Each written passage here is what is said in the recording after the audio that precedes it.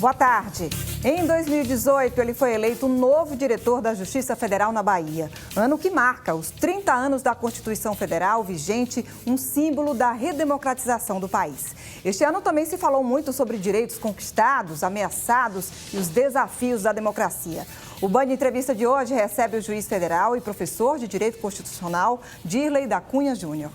Boa tarde, doutor Dirley. Obrigada, pela sua participação. Boa tarde, Carol. A honra é minha.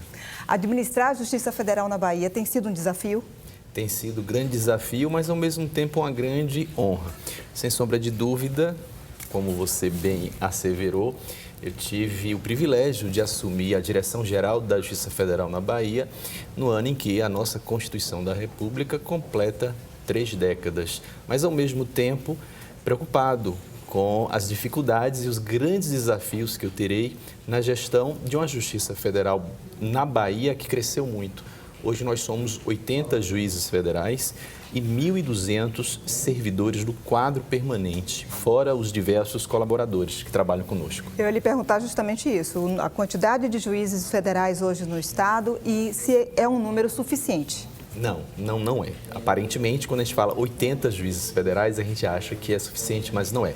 Hoje nós precisaríamos, para trabalharmos com plena satisfação, de no mínimo 98 juízes federais aqui na Bahia e no mínimo 1.500 servidores do quadro permanente aqui na Bahia. É um déficit, digamos assim, grande, né, para atender uma demanda. Quais são as principais demandas da Justiça Federal hoje no Estado e como é que essa demanda é atendida diante de um quadro reduzido do número de juízes? Pois não. Aqui na Bahia, antes até de responder diretamente a sua indagação, nós temos uma estrutura que envolve 24 varas federais situadas aqui na capital, em Salvador, 6 turmas recursais também localizadas aqui na capital, Salvador, e 19 varas federais distribuídas em diversos municípios baianos. A demanda, ela é variada.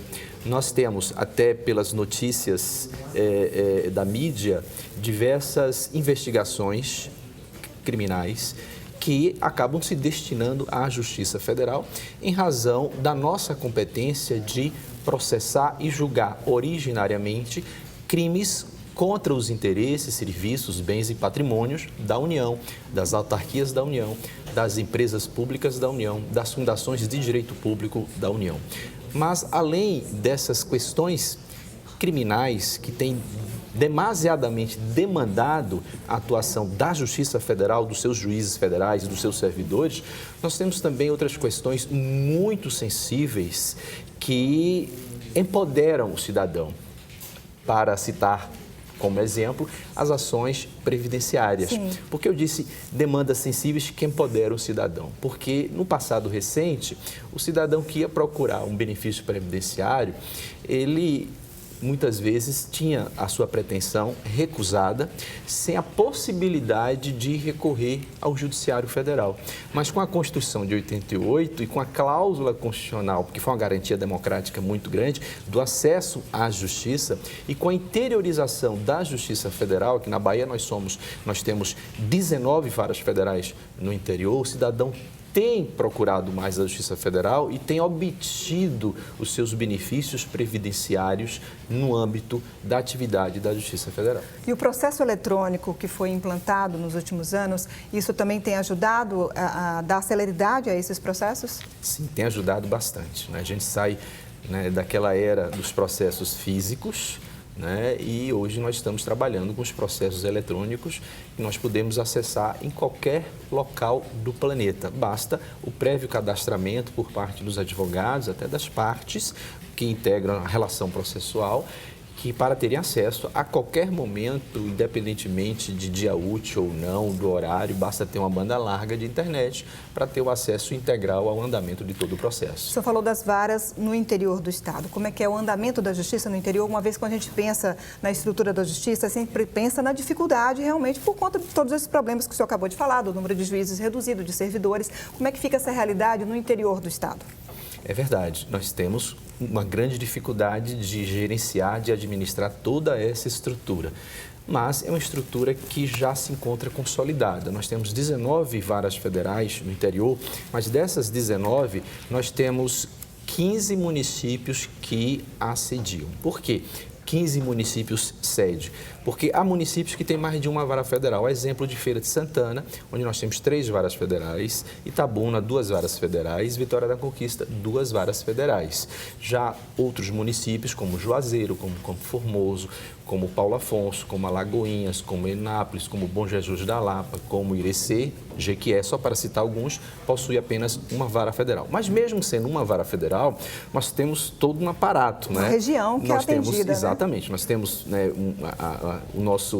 a nossa estrutura física, né? Nós temos o prédio, nós temos os nossos servidores, nós temos os nossos juízes que atuam em diversas questões com uma jurisdição que abrange inúmeros municípios, não apenas aquele município sede da vara federal, mas inúmeros municípios que estão localizados próximos àquela sede. Mas justamente quando a gente pensa no tamanho do estado da Bahia, essa quantidade de varas é suficiente ou seria necessário também uma ampliação do número de varas no interior? Sempre é necessário uma ampliação, mas a gente trabalha com limites, né? A gente trabalha dentro de um cenário de escassez, mas, obviamente, nós precisaríamos ampliar esse número de varas federais, como também de juízes federais e de servidores do quadro permanente. Mas a gente trabalha sempre com essas grandes dificuldades. O senhor falou em relação aos limites, e principalmente os limites orçamentários, né? Depois da emenda 95, que fez aí o limite do teto, que trouxe aí o limite do teto orçamentário, como é que tem sido fazer essa administração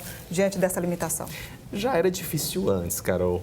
Com a emenda 95, promulgada no final do ano de 2016, se estabeleceu um limite nos gastos públicos. Só que esse limite se aplica às chamadas despesas primárias, são aquelas despesas que envolvem os investimentos sociais, ou seja, investimentos sociais em direito à saúde, direito à educação, assistência, previdência, como também direitos sociais em relação a alguns serviços públicos que são essenciais, como o serviço público de acesso à justiça. Trabalhando dentro desse limite, as dificuldades são maiores. Esse limite ele pode ser aqui exemplificado de maneira mais prática da seguinte maneira: a emenda 95 simplesmente determinou que se congelasse o orçamento de 2016 pelos 20 anos seguintes. Ou seja, nós vamos trabalhar com o orçamento de 2016 até o ano de 2036.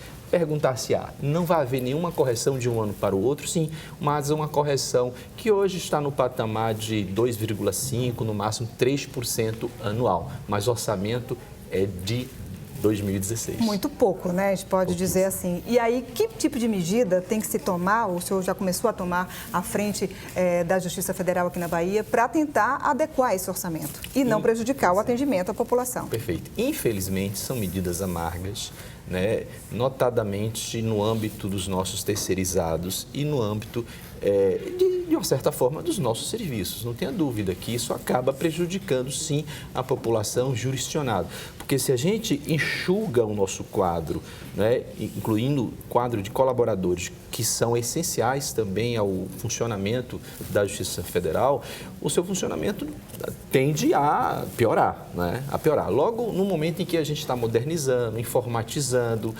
interiorizando, vem esse choque, né, a nos exigir uma gestão mais criativa, mais austera, do ponto de vista dos cortes orçamentários, com repercussões não muito agradáveis, não é? Tanto no âmbito dos terceirizados que trabalham conosco, como também no âmbito, só para dar um exemplo, de estágios. Nós vamos ter que reduzir bolsas de estágios, além de reduzir nossos terceirizados e colaboradores, e também, de uma certa forma, não mais investir, como estávamos investindo na modernização, na informatização da Justiça Federal. Tá certo, doutor Dílio, a gente vai para um rápido intervalo e o Band Entrevista volta já.